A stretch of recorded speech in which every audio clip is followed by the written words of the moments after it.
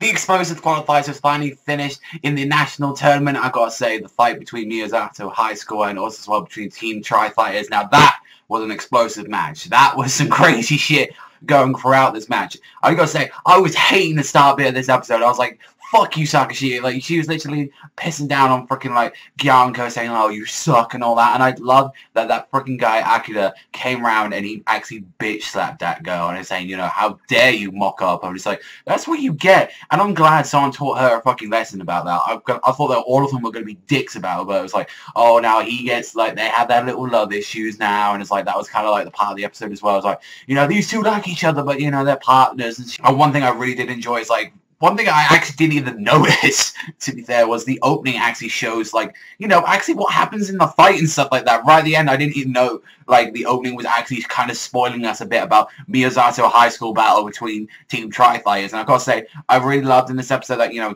everyone tried to cheer up Gyanko. Like, Sekai was being intense, like, you know, I can't see you because you're my opponent and stuff like that, but, you know, I still want you to do well. It was the same thing with, like, Hoshina. I was like, I love that people, like, just treat her so well. And she's like, she says she's going to build a new Gundam now. She knows exactly what she's going to do, a new Gundam. So I'm very excited to see what, you know, what she's going to do. And the icing little bit on the cake was, like, Sekai was training and he was there with the boxing dude, and also as well, Gyanko was there to, like, train with him. But I love that he learned a new technique because of these two. It was like, you know, boxer and also as well his, you know, potential girlfriend as well. I really liked that. And he learned like a new move to like block fucking missiles at high speed and stuff like that, but literally he has like these tiny point defenses all over his wrists and arms and stuff like that, and they're like ultimate defense. You can't do nothing about that. And I was like, that was some awesome stuff. And then the fight actually begins, the final rounds of the qualifiers, and this was already hype enough as it was because Yuki from season 1 of Bill Fighters, you know,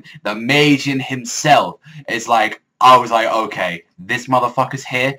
Okay, something's got to be up. Something's like, you know, what's happening? Because, you know, we saw his, like, builder last episode, so it makes me wonder, like, we might actually see some of the old cast again, and I'm, like, really excited to see this, because I really loved seeing, like, the fight between, you know, like, Reiji versus Yuki in the last season, and I want to see potentially Reiji coming back into the series, or, you know, Yuki, and, like, Fellini, Mao. I really want a bunch of these guys to come back, like, also as well, with, like, even with Minato as well, you know, he was acting like a chuckle fuck in this episode. Like, it'll be awesome if it's actually now he starts learning building and fighting from Mao, or something like that. Say, yo, you're gonna learn under this, I know I'm your master already, but you learn from that. Like, that would be some awesome stuff to happen throughout the series. But the fight itself, let's talk about that fight when the battle begins and all that. I gotta say, I respect freaking Yuma in this episode.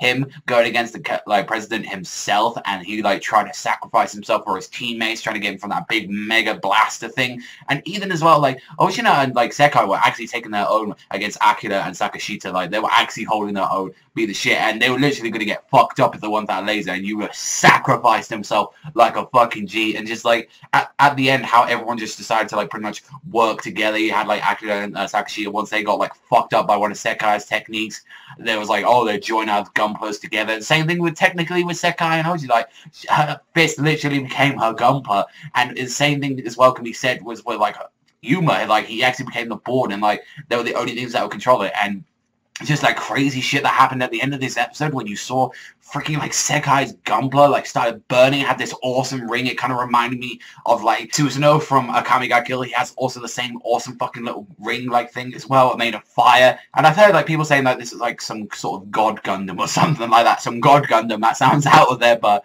whatever it was, it looked cool. It did cool things. I ain't complaining. Like, and just how he managed to own them all at the end. And like even the president was still trying to go on. He was like, I threw away my pride for building, you know, one of the best things about bringing your Gunplas into the battle just to win. And he literally went to punch him, and it wasn't enough at the end because, you know, all of them were just exhausted, and, you know, Team Tri-Fighters finally win.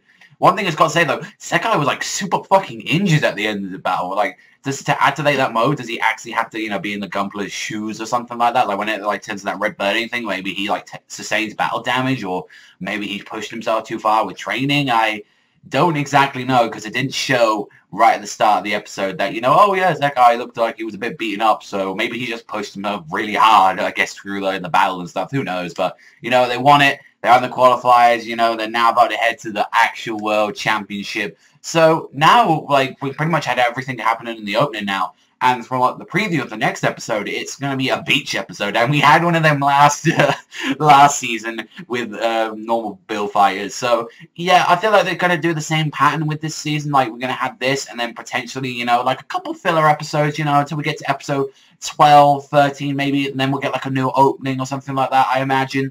Either that or they're just, like, I doubt they're going to end it like that. It's going to be 24 episodes like the last season. So I'm looking forward to this. Like, I'm genuinely excited that, you know, we've pretty much got concerned that we're going to have 24 episodes. Like, that's going to be awesome. Get to talk about more build fighters, you know. That's great. That's absolutely amazing. Like, but fight itself, awesome. Really loved it. It just hype throughout the whole episode. I loved, you know, Gyanko and the boxing dude training, and that was just awesome. I honestly loved this episode, and I think I'm going to give this one a solid 9. This was a solid 9 craziness, you know, awesome episode. But let me know what you think in the comment section down below what you thought about this episode of Tri Fighters. But that's all from me, so thank you very much for watching as always, and I'll see you guys next time.